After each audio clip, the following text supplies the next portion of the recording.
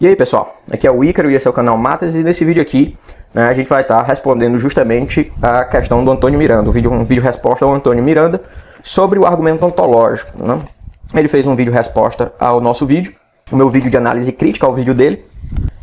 Muitos aspectos ali que ele mencionou, justamente, eu vou me ater justamente a essa questão mais direta do argumento ontológico, mas eu também vou fazer comentários sobre certas considerações que ele tomou que estão mais vinculadas ao âmbito da prática da erística, né? Ou seja, da prática da argumentação desonesta. Então, a primeira consideração que ele se volta é uma espécie de acusação de hipocrisia. Basicamente ele diz o seguinte: eu ignoro que o Ícaro, eu ignoro a formulação do Craig, do William Lane Craig. Logo, eu sou ignorante sobre a literatura sobre os argumentos ontológicos, porque configuraria uma hipocrisia. Por que essa hipocrisia, né? Porque lá no meu primeiro vídeo lá, eu mostrei claramente que ele não entendia de uma série de assuntos que são pré-requisitos para um engajamento nesses argumentos ontológicos, né? Então, eu mostrei lá claramente que ele não entendia de lógica, nem de lógica informal, que é uma área mais básica da lógica.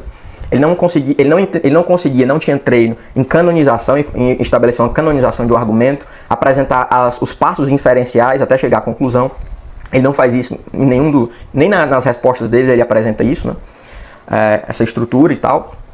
E também ele ignora, por exemplo, a própria definição de mundo possível que o próprio Plantinga usa lá no The Nature of Necessity. Inclusive, eu cito a obra lá do Plantinga, acho que o Antônio Miranda não sabe, né? A obra do Plantinga, em que ele formula o argumento ontológico modal, é a obra que eu citei, Antônio Miranda, é a The Nature of Necessity, que eu inclusive vou apresentar aqui daqui a pouco. Eu vou apresentar a formulação propriamente do Plantinga, que você ignora, Antônio Miranda. Por isso que você se equivoca lá nas suas objeções e por isso que você vai acabar passando vergonha aqui no vídeo. Então, o ponto dele era justamente o seguinte: como eu mostrei que ele era um ignorante em múltiplos assuntos, eu mostrei que ele era um ignorante em lógica, eu mostrei que ele era um ignorante em teoria da argumentação, eu mostrei que ele era um ignorante em metafísica da modalidade, eu mostrei que ele era um ignorante em lógica modal, eu mostrei que ele era um ignorante em metafísica da modalidade e epistemologia da modalidade, ok?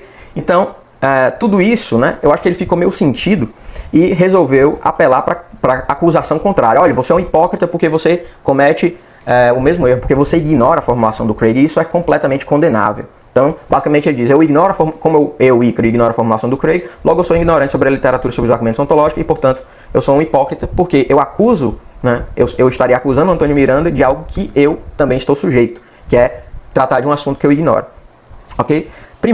O primeiro comentário que a gente pode fazer aqui é que isso a gente tem que condenar, a gente tem que denunciar isso como uma prática retórica, não é nem uma prática retórica, uma prática erística, né? Que é uma prática argumentativa desonesta, que é basicamente chamado na retórica antiga de tu quoque, né? Que é basicamente um argumentador apresenta objeções a uma argumentação de uma parte argumentativa, e essa parte argumentativa, ao invés de rebater essas objeções diretamente, ele se volta para o próprio argumentador, né, para o objetor, acusando ele dessas mesmas objeções. Então, ao invés dele responder as minhas objeções, ele se volta contra mim e diz: olha aqui, você comete isso aqui também, com base nisso, nisso e nisso. Né? Então, mesmo que eu colocasse de lado as acusações propriamente ditas, isso já por si só já seria um ponto negativo para o Antônio Miranda, porque isso é uma prática argumentativa desonesta. Né? Para quem quiser, quem tiver interesse nessa coisa, procure o meu vídeo sobre o princípio da argumentação racional. Por quê? Porque, como eu explico lá no vídeo, para quem quiser interesse, procure o livro do Carnielli e do Epstein sobre pensamento crítico e lógica informal, que eles mostram justamente que esse tipo de prática argumentativa, ela fere justamente as condições mínimas da discussão racional, ok? O que já seria suficiente para colocar em dúvida a condição do Antônio Miranda como um argumentador racional, né? Porque ele constantemente, nas interações que ele tem com várias pessoas, você vê que ele tem essa prática da argumentação desonesta, né? Ele atribui teses esdrúxulas para o seu oponente, né? Ele distorce as teses do seu oponente, ele tenta criar caricaturas e fazer vinculações depreciativas com seus oponentes e por aí vai. Isso tudo configura claramente que ele é um argumentador desonesto. E ele não pode ser tomado, de forma séria pelo menos, ele não pode ser tomado como uma parte racional na argumentação, porque ele é um argumentador desonesto. Então isso aqui já seria um primeiro comentário. O segundo comentário já se voltaria propriamente sobre a própria acusação. né? Que é a acusação de que eu sou um ignorante sobre a literatura, sobre os argumentos ontológicos, eu ignoro o status questionis, né? Como diriam os retóricos antigos, dos argumentos ontológicos, porque eu ignoro o Craig. Né? Eu ignoro a formulação do William Lane Craig, e o William Lane Craig é um sujeito muito respeitado nesse âmbito da filosofia da religião, etc., da filosofia analítica. Então isso seria uma coisa que não poderia ser desculpável, porque o William Lane é uma coisa completamente indesculpável ignorar a formulação do William Lane Craig. Então o primeiro comentário que a gente tem que observar aqui é o seguinte, que o William Lane Craig não tem uma versão de argumento ontológico. Okay? O que acontece é que a referência do Antônio Miranda é o blog do Reasonable Faith, né? O site do William Lane Craig chamado Reasonable Faith, ok? Inclusive é numa versão traduzida, né? Que ele apresenta lá, né? do blog. Então lá, se você observar, lá ele tá, qual é o contexto lá do William Lane Craig? Aquele contexto é um contexto de publicação numa revista científica especializada em filosofia da religião? Não. Aquele argumento, aquela formulação que ele apresenta lá está consignada num livro, né, que se tornou referência canônica dentro da literatura sobre argumentos ontológicos? Não. Tanto é que se você pegar as referências que eu citei no primeiro livro, como os livros do Graham Hope sobre os argumentos ontológicos, né, artigos do Graham Hope sobre argumentos ontológicos, os trabalhos, por exemplo, do Goldschmidt sobre argumentos ontológicos, do Alexander Proust, né, do Joshua Rasmussen e por aí vai, você não vai encontrar uma versão de argumento ontológico atribuída a William Lane Craig. Por quê? Porque o William Lane Craig não é um autor que tem contribuição nessa área. O que acontece é que essa referência do Antônio Miranda é de um site, né, do William Lane Craig chamado Reasonable Faith, e o contexto lá é de uma resposta, né, a uma pergunta de talvez um admirador do trabalho do William Lane Craig, que fez uma pergunta a ele sobre argumentos ontológicos, e o Craig está lá respondendo, né, de forma pedagógica a esse rapaz, né, acho que é Randy o nome dele, né? Depois a gente vai dar uma olhada lá no site lá. Então, se vocês forem lá no site, né, do blog do Reasonable Faith, vocês vão ver justamente isso, que é sobre a questão do argumento ontológico. Então, obviamente, essa coisa dele dizer que eu sou ignorante sobre argumentos ontológicos, porque eu ignoro uma formulação de um site do William Lane Craig, né, é completamente esdrúxula, é completamente farsesca. Né, porque o William Lane Craig, a formulação que ele apresenta lá, não é nem a formulação propriamente dita do Plantinga, né, como eu vou mostrar aqui, e é uma formulação extremamente simplificada, provavelmente com fins didáticos, ok? É uma formulação extremamente simplificada, provavelmente com fins didáticos, ok? Para um público não especializado em filosofia da religião, que não tem grande contato com lógica modal, porque aquela formulação, por exemplo, ela é inadequada para a formulação propriamente original do Craig, do Plantinga, porque a formulação do Plantinga envolve uma lógica modal quantificada, que é bem mais complexa. Eu vou apresentar aqui, mais adiante, a formulação do Craig, eu vou fazer a citação propriamente dita do Plantinga, e depois vou apresentar uma formulação mais adequada da lógica modal quantificada. Mas prossigamos aqui com as questões do Antônio Miranda. Então, primeira coisa, a gente tem que comparar aqui a formulação do Craig. Se vocês observarem aqui, essa aqui é a formulação do Craig, vocês veem uma estrutura muito clara de argumentação. Você tem aqui nessas premissas P1, P2, até P5, aqui as premissas, né? A primeira premissa é uma sentença normal, e as outras, uma sentença atômica, né, a gente diria uma sentença simples, e as outras, P2 a P5, elas são sentenças complexas, né, elas são sentenças com estrutura condicional, ok? Então, se você pegar, por exemplo, da P2 a P5 e aplicar a dedução, uma regra de dedução natural chamada silogismo hipotético, você vai chegar à seguinte sentença: se é possível que um ser de grandeza máxima exista, então um ser de grandeza máxima existe, né, por aplicações sucessivas nessas premissas de P2 a P5 de silogismo hipotético.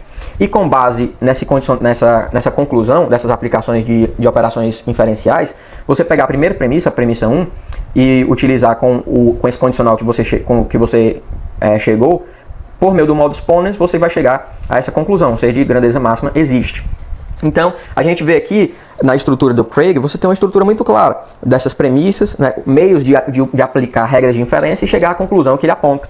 Né? Então, aqui você tem justamente satisfeita aquela condição que eu dei da definição de argumento. Então, o argumento é uma estrutura tripla, formada por um conjunto de premissas, que no caso aqui é esse conjunto de P1, até P5. Você tem uma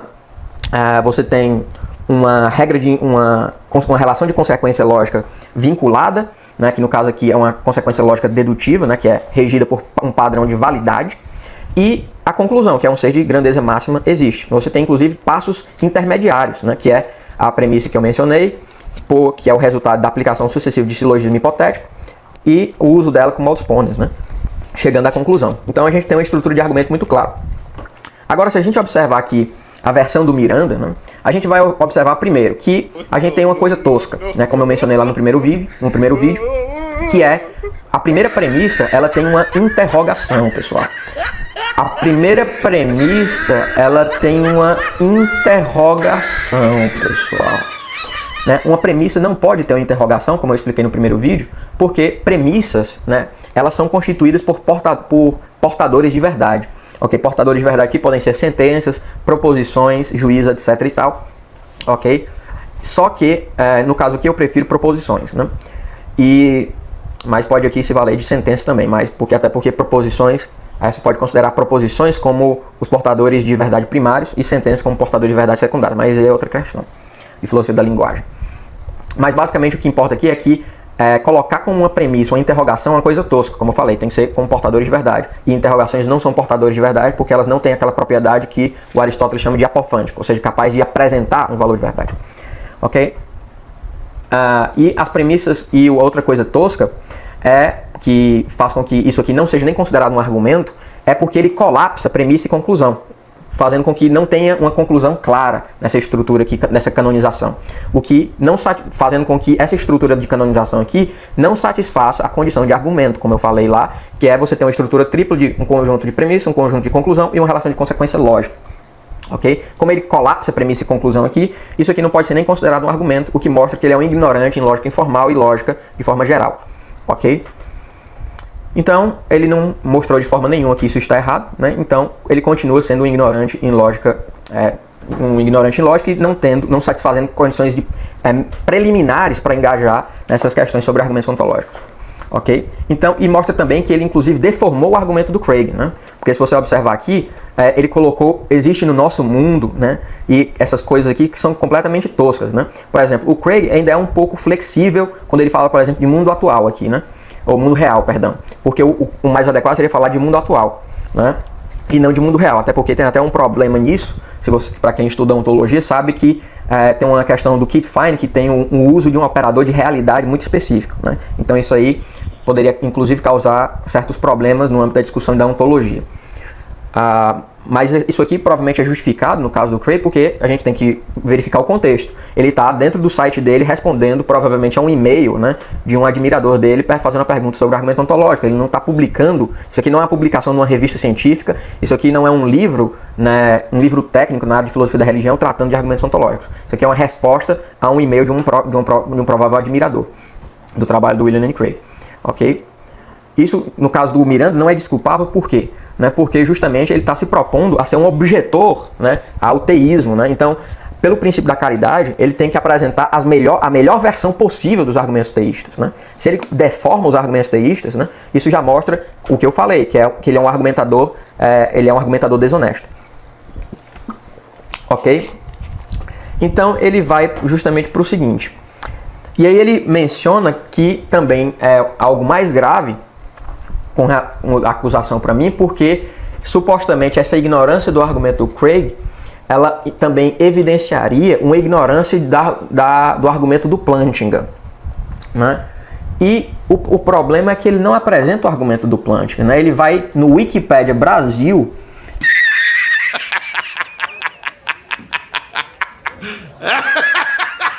e apresenta o verbete do Wikipedia Brasil, Alvin Plantinga. Essa é a referência do cara, né? Essa é a referência do grande intelectual ateu brasileiro, da grande referência do ateísmo brasileiro. É o sujeito que toma como referência, né, um comentário num site, no blog do Reasonable Faith, e um verbete do Wikipedia Brasil. Ele não vai atrás nem do verbete do Wikipedia americano, né? Do Wikipedia em inglês. Ele pega o Wikipedia Brasil, do Alvin Plantinga, né? Ele não vai no próprio livro, na fonte, e faz as citações. Vai lá no The Nature of Necessity, vai lá no último capítulo, na página 203, 216, e cita lá o argumento do Plantinga. Não, ele pega uma versão tosca do argumento lá no Wikipedia, né, e transpõe e diz, olha aqui, esse aqui é o argumento do Plantinga, vamos aqui, tá aqui essas objeções toscas, que também as objeções deles são toscas, como eu mostrei lá no primeiro vídeo, né? Elas estão baseadas em princípios de conceptibilidade, em links de conceptibilidade e possibilidade, que são completamente já falseados, né? Na literatura em epistemologia da modalidade, como eu mostrei. Quem quiser pode dar uma revisão aí nessa literatura no verbete do SEP, né, do Stanford Encyclopedia of Philosophy, que mostra lá as principais teorias na epistemologia da modalidade. Né? Mesmo teorias da epistemologia da modalidade racionalista, né, os chamados racionalistas modais, como a proposta do Frank Jackson e do David Chalmers, né, com a Two-Dimensional Semantics, você vai ver lá que eles não utilizam essa caracterização de conceptibilidade psicológica, né, que é a que o Antônio Miranda faz referência, né? Diz respeito a certos métodos de aquisição de conhecimento a priori, né? Inclusive com a distinção entre tipos de acesso de primeira intenção e de segunda intenção. Isso é uma questão completamente diferente, ou seja, mesmo esses casos de racionalistas modais que tentam ainda justificar algum tipo de link entre concepção e possibilidade, eles não sustentam esse tipo de link com base nessa noção psicologista, né, de concepção como simplesmente um processo psicológico de você pensar cenários mentalmente, né, construir cenários mentais, de imagens mentais, ok? Então, novamente aqui a gente constata novamente um caso de ignorância do Antônio Miranda na parte de epistemologia da modalidade. As outras acusações que ele faz é que eu sou um ignorante em semântica de mundos possíveis, né? Primeiro, né, na verdade, quem é ignorante em semântica de mundos possíveis é ele, porque ele, justamente com essa caracterização de mundo possível como um processo psicológico de construir cenários imaginários, mostra claramente que ele ignora completamente as discussões sobre realismo modal, sobre atualismo modal, né, a combinatorialismo, né, e mesmo versões que se valem de mundos possíveis, né, que é uma versão que eu tenho mais afeição, que é justamente a própria origem dos mundos possíveis. Mundos possíveis estão fundados em numa disciplina matemática chamada teoria dos modelos, né? Que é justamente você utilizar de um ferramental da teoria dos conjuntos para criar estruturas matemáticas que permitem definir verdade em linguagens formais. Okay? Então, em certa medida, mundos possíveis é um ferramental lógico-matemático que permite modelar, né, esses aspectos modais e os nossos raciocínios modais, em certa medida. Ok? Com um certo grau de adequação, etc e tal. Então, eu seria um ignorante. Mas o que é engraçado ele dizer que eu sou ignorante em semântica de mundos possíveis. Como é que uma pessoa que é ignorante em semântica de mundos possíveis pode apresentar, publicar trabalhos, né, artigos tratando de semântica de mundos possíveis, apresentar em eventos, né, nacionais e internacionais, inclusive sobre múltiplos sistemas modais, né, como lógica epistêmica, modelos de plausibilidade, combinação de lógica epistêmica com probabilidade. Vocês podem ver lá no meu látex lá, né? Lógicas contrafactuais que utilizam um sistema de neighborhood semantics, e por aí vai, né? Vocês podem ver lá no meu látex que tem vários trabalhos nessa parte de construção de model buildings em filosofia, né? Que também tem. Eu tenho um trabalho, por exemplo, que eu publiquei num evento internacional, se não me engano, de filosofia medieval, que eu pego lógica modal quantificada para tratar, por exemplo, da tese do ato de ser de Santo Tomás de Aquino e por aí vai. Né? Então é bastante curioso que alguém que seja ignorante de semântica de mundos possíveis tenha publicado e tenha apresentado trabalhos em conferências, né, nacionais e internacionais, se valendo desse ferramental. Esse vídeo tem mais de 1 hora. Se quiserem continuar assistindo, se inscrevam no canal do Ícaro. Vou deixar o nome do canal na descrição. O vídeo completo vai aparecer nessa tela no final deste vídeo. Vejam todos os vídeos desse canal, muito recomendado. Se inscrevam também no meu, para mais cortes.